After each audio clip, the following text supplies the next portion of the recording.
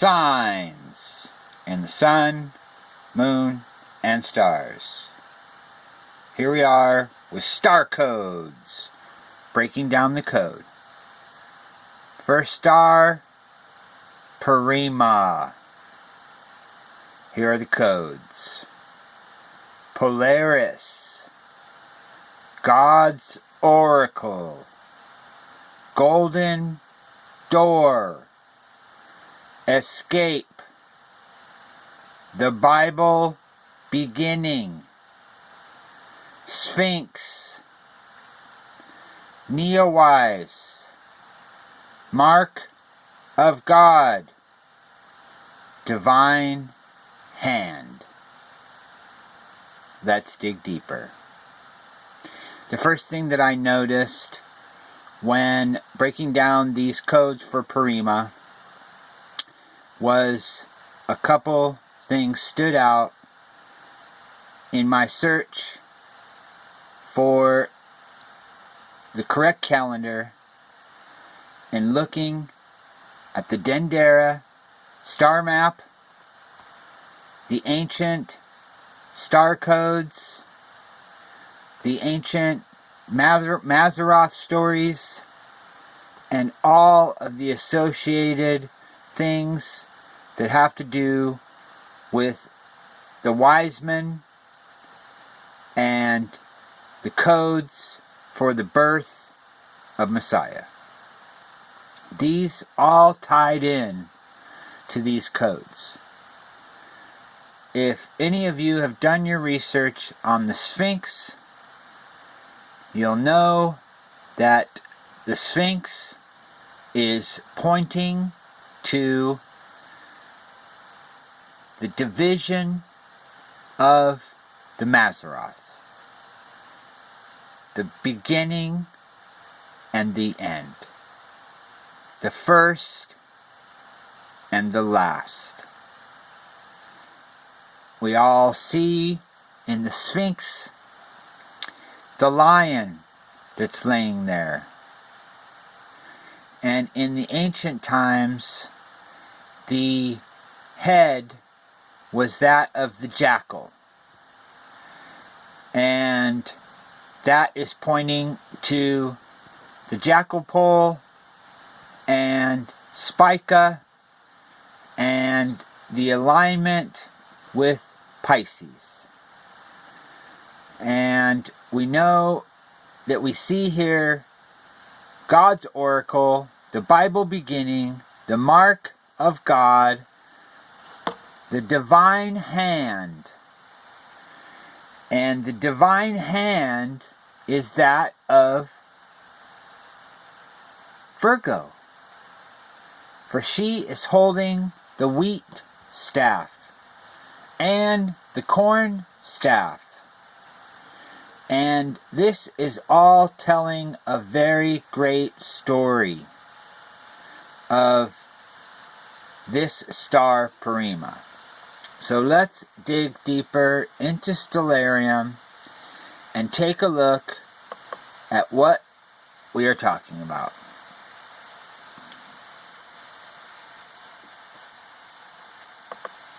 Here we are, Stellarium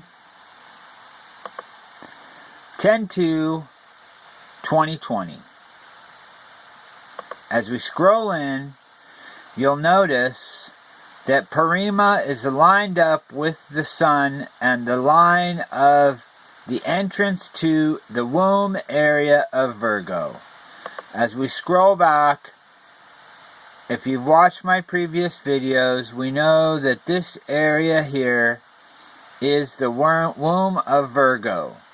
The artwork that's in Stellarium does not necessarily match the actual stars that we see in the heavens, so we are paying attention to the ecliptic and the actual stars.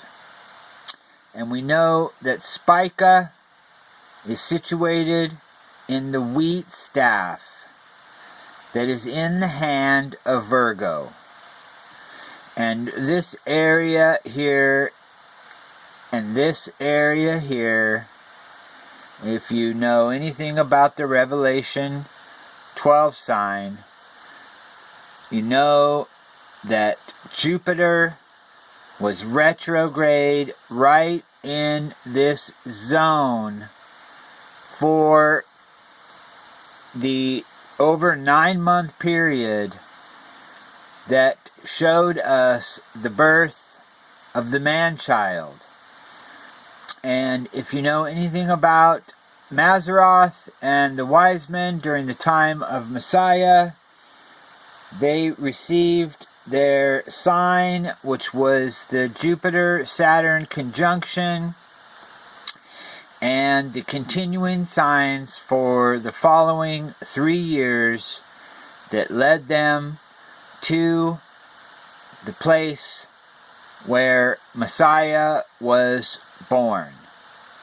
And they ended up in Jerusalem at the time of Christ being about 1.5 years old. Approximately. These are approximate times. Between 1 and 2 years old. So we'll say 1.5. And if you know about the star signs, it was Jupiter that was playing the sign for the wise men when they were in Israel. And we also saw Jupiter in 2017 going retrograde within this spot of Virgo. And so this area of the womb is assigned to us. And it's also easy for us to track. If we go year by year, we can see that on 10/2 every year, if we continue forward, we'll see that this pattern always comes back. And the pattern is amazing if you start looking at these alignments.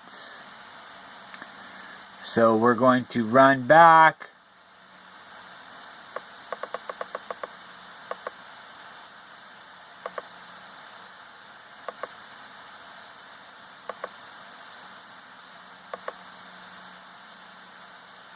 And here we are back at 10/2/2020. And these signs, if you run forward and backwards for 10/2/2020, are absolutely showing us the sign of what was being shown to us on the Sphinx, which is the beginning of the year, the end of the year, the Feast of Trumpets.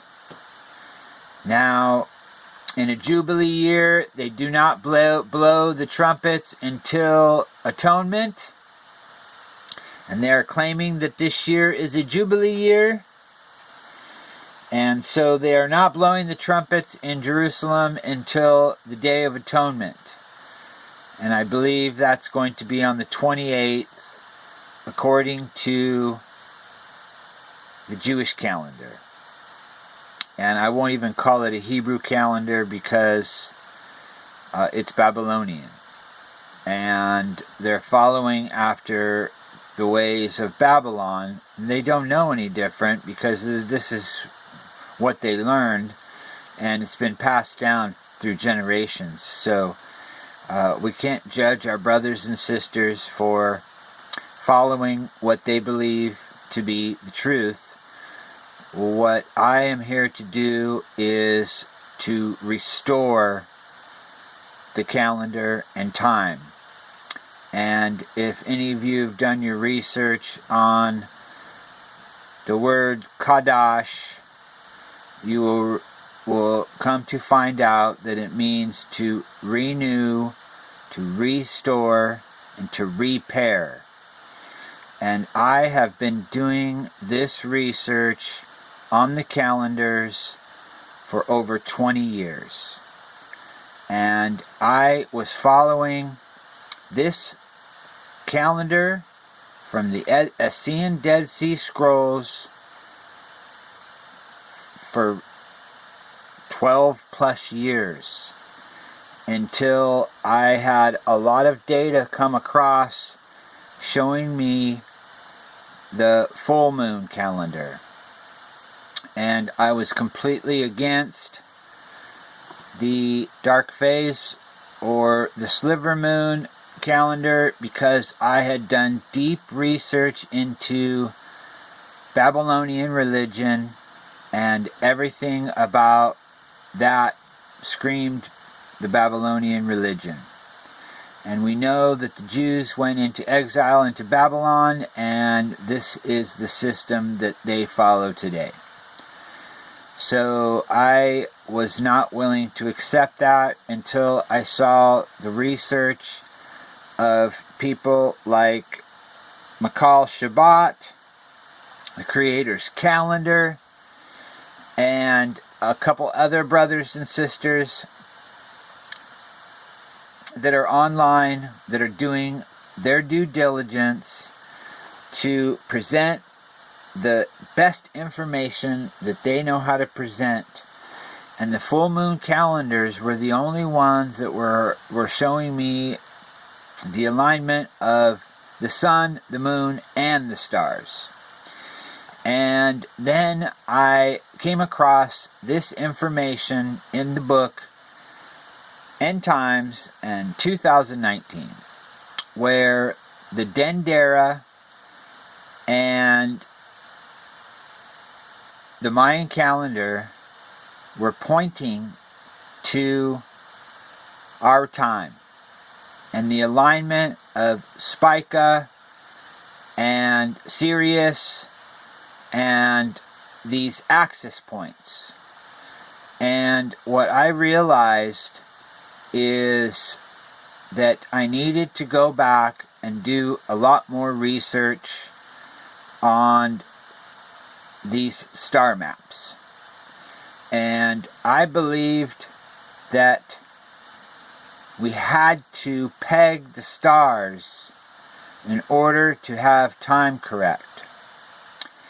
And by running the programs back and forth on Stellarium, it allowed me to prove this out, because I originally had the beginning of the year on the 3rd, and I came across the information about the metatonic cycle, and I realized that in order for the metatonic cycle to be correct, and for the alignments to be correct, that the moon had to align every 19 years with this alignment in order for it to be true. And that didn't happen on the 17th. It only happened on the 16th. And so once I aligned my day back one day, everything came into perfect alignment. And then I took my 364-day year and the portals, which are the 31st day in each, the 1st, the 3rd, or I'm sorry, the 3rd, the 6th, the 9th, and the 12th months. And everything aligned perfect with the stars. Everything fell right into place. So I'm here to show you today that you could run this forward, you could run it backwards, and you're going to find that if you take the 2nd, which would be trumpets, or you go to the 16th, where you find the alignment of the sun and Spica, and you run this forward years, you're going to see the same exact alignment. And these alignments are very telling when you go through the alignments. And they are telling a grand story. And this is how we prove out our time. Is by doing our due diligence to be a good Berean and prove out what the Father is bringing us. And if it was not for all of the research of all of the watchmen and the people who are committed to Messiah, none of us would have any of this information. We are all edifying each other. It's time for us all to work together to solve these things as one body of Messiah.